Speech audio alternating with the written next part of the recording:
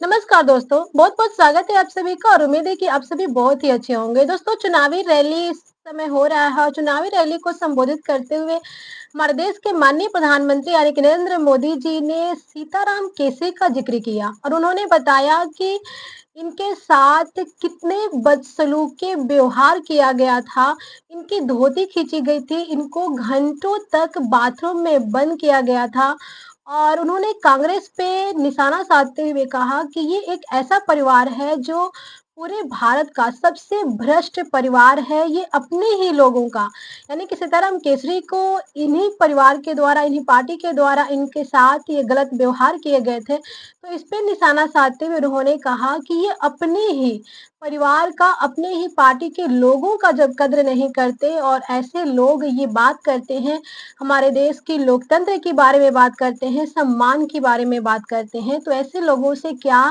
कामना की जा सकती है, उन्होंने निशाना साधा। दरअसल दोस्तों, आपको जानकारी है कि बिहार में चुनाव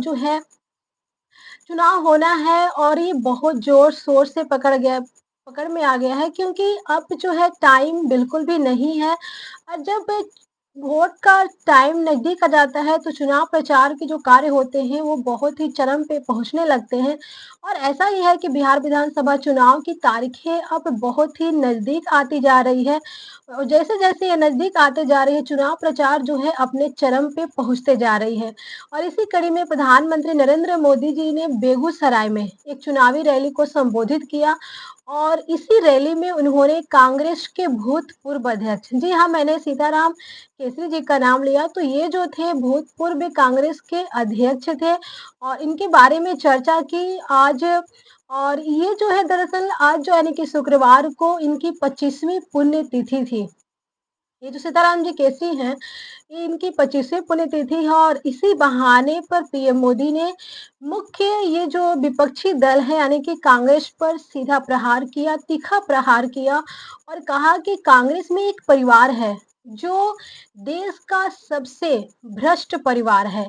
ये अपने ही पूर्व अध्यक्ष का सम्मान नहीं करते, इनकी धोती खींचने का कार्य करते हैं, कई घंटों तक बाथरूम में बंद रखते हैं और फिर सड़कों पर फेंक देते हैं और ऐसे लोग जो हैं लोकतंत्र और सम्मान की बात करते हैं तो ये देश को या फिर किसी राज्य को क्या आगे बढ़ाएँगे आप समझ सकते हैं। दोस्तों आप कमेंट में ये हमें बताएँ कि क्या जिस प्रकार की मोदी जी ने कहा कि ये जो परिवार है भारत का सबसे भ्रष्ट परिवार है, क्या आपको भी लगता है कि राहुल गांधी का जो परिवार है, कांग्रेस का जो परिवार है, क्या सच में भ्रष्ट परिवार है, पूरे देश का सबसे बड़ा भ्रष्ट परिवार है? दोस्तों आइए आगे बात करते हैं लोकसभा में नेता प्रतिपक्ष। ये तो मोदी जी केसरी जी की पुण्यतिथि पर उन्हें याद किया और उनके बारे में बताया लोगों को। लेकिन ये जो राहुल गांधी यानी कि नेता प्रतिपक्ष राहुल गांधी जी हैं, इन्होंने भी केसरी को उनके पुण्यतिथि के मौके पर याद किया और उन्हें श्रद्धांजलि अर्पित की। कांग्रेस के पूर्व अध्यक्ष राहुल गांधी पार्टी के पुराने मुख्यालय जो है 24 अकबर रोड पहुंचे और वहां केसरी के चित्र पर पुष्प अर्पित कर श्रद्धांजलि दी। केसरी बिहार में कांग्रेस के दिग्गज नेताओं में से एक रहे हैं। बिहार विधानसभा चुनाव के बीच केसरी की पुण्यतिथि पर पिछले 25 साल में शायद ये पहला अवसर होगा दोस्त, जब गांधी परिवार ने उन्हें श्रद्धा सुमन अर्पित किए। दोस्तों, अब आइए जानते हैं कि ये सीताराम केसरी इनके साथ तो जो बदसलूकी व्यवहार हुआ था इनके बारे में तो आपको मालूम हो गई। लेकिन अब ये कौन थे इनके बारे में थोड़ा डिटेल से जानते हैं। सीताराम केसरी का जन्म की अगर बात करें तो 15 नवंबर 1919 को पटना जिले के दानापुर में हुआ था। वो अपने लंबे राजनीतिक जीवन में कांग्रेस में कई पदों पर रहे और 1996 से 1998 तक पार्टी के राष्ट्रीय अध्यक्ष थे। केसरी के बाद सोनिया गांधी ने पार्टी की कमान संभाल ली। केसरी का निधन 24 अक्टूबर 2000 को हो जाता है। केसरी स्वतंत्रता संग्राम के दौरान बिहार कांग्रेस के युवा तुर्कों का हिस्सा थे। वह कई बार जेल भी गए थे। 1973 में वह बिहार प्रदेश कांग्रेस कमेटी के अध्यक्ष रहे और 7 साल बाद अखिल भारतीय कांग्रेस कमेटी के कोषाध्यक्ष भी बने।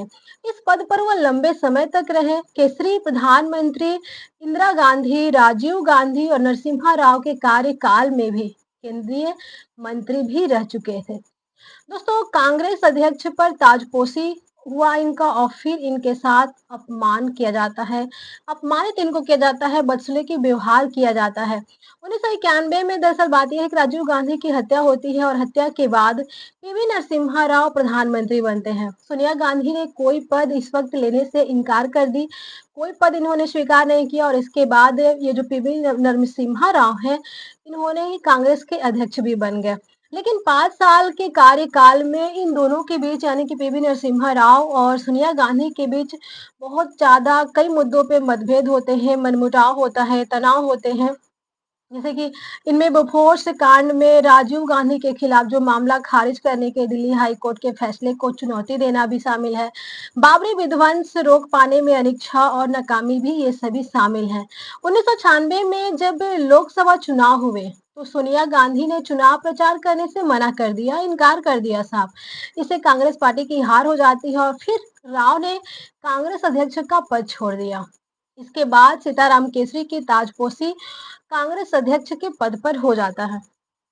दोस्तों, सीताराम केसरी राजनीतिक गलियारों में खासकर अगर बात करें तो यूपी बिहार में चाचा केसरी नाम से मशहूर थे। कांग्रेस अध्यक्ष के कार्यकाल में चाचा केसरी की नजदीकी जो होती है बढ़ती है कई लोगों से, जैसे कि मुलायम सिंह यादव के साथ काशीराम, लालू यादव, रामविलास पासवान और नीतीश कुमार जैसे यूपी बिहार की पिछड़ी जाति के जो नेता हैं उनसे इनकी काफी नजदीकियां बढ़ती है और कांग्रेस खेमे में यह बात उठने लगती है कि कांग्रेस का ये जो है मंडलीकरण कर रहे हैं। जब उन्होंने 1997 में एच डी देवगौड़ा की सरकार से समर्थन वापस ले लिया तो उनकी दूरियां जो है सोनिया गांधी से और भी बढ़ गई। हालांकि उन्होंने फिर इंदर कुमार गुजराल सरकार को समर्थन दिया और आइए आगे जानते हैं कि नवंबर 1997 में क्या होता है कि एक और घटना घटती है। राजीव गांधी की हत्या में साजिश के पहलू की जांच करने वाली जैन आयोग की रिपोर्ट जो है का एक अंश प्रेस में लीक हो जाता है। खबर यह थी कि जैन आयोग ने डीएमके की हत्या में शामिल लिट्टी के साथ संबंधों के लिए दोषी ठहराया था। डीएमके के 3 सदस्य उस समय गुजराल के मंत्रिमंडल का हिस्सा थे। केसरी ने डीएमके के मंत्रियों को हटाने की मांग की, लेकिन प्रधानमंत्री गुजराल जो थे इससे सहमत नहीं हुए। इसके बाद कांग्रेस ने संयुक्त मोर्चा सरकार से अपना समर्थन वापस ले लिया। 1998 में जब लोकसभा चुनाव होने लगे तब सोनिया के पार्टी के मुख्य प्रचारक की भूमिका ले ली। सोनिया गांधी जो जी हैं वो पार्टी के मुख्य प्रचारक की भूमिका ले लेती हैं, जबकि सीताराम केसरी को प्रचार से दूर रखा जाता है। दोस्तों, सोनिया गांधी की सभाओं में भीड़ तो जुटती है, काफी लोग आते हैं, उनकी बातों को सुनते हैं, भाषण सुनते हैं, लेकिन फिर भी पार्टी की हार हो जाती है। इसके लिए सीताराम केसरी को जिम्मेदार ठहराया जाता है, जो कि इस वक्त वो चुनाव प्रचार से इन्हें दूर भी रखा गया था। शरद पवार, प्रणब मुखर्जी, जितेंद्र प्रसाद जैसे नेताओं ने बैठकें लेनी शुरू कर दी और ये सब कुछ बातें हुआ।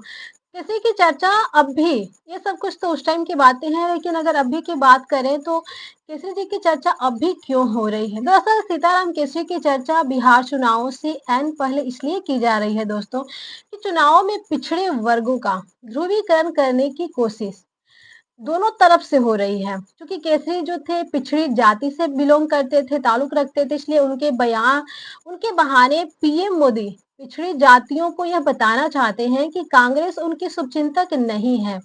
जबकि राहुल गांधी चाचा केसरी को पुण्यतिथि पर श्रद्धांजलि देकर यह बताना चाहते हैं कि पार्टी जो है केसरी के साथ साथ पिछड़ों का भी सम्मान करती है। बता दें कि बिहार में ईबीसी और ओबीसी की कुल आबादी जो है 63% है।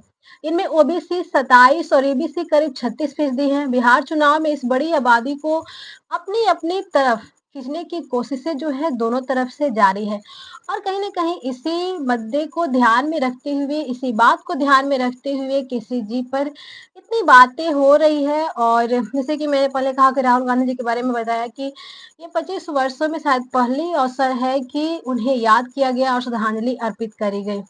दोस्तों, वीडियो में दी गई जानकारी आपको कैसी लगी? अच्छी लगी हो तो लाइक कीजिएगा, दोस्तों के पास शेयर कीजिएगा। आपका जो भी ओपिनियन हो कमेंट सेक्शन में जरूर बताइएगा और चैनल पे नए हो तो सब्सक्राइब करके बेल आइकॉन जरूर प्रेस कीजिएगा। तो मिलते हैं नेक्स्ट वीडियो में नेक्स्ट जानकारी के साथ। तब तक के लिए जय हिंद, जय भारत।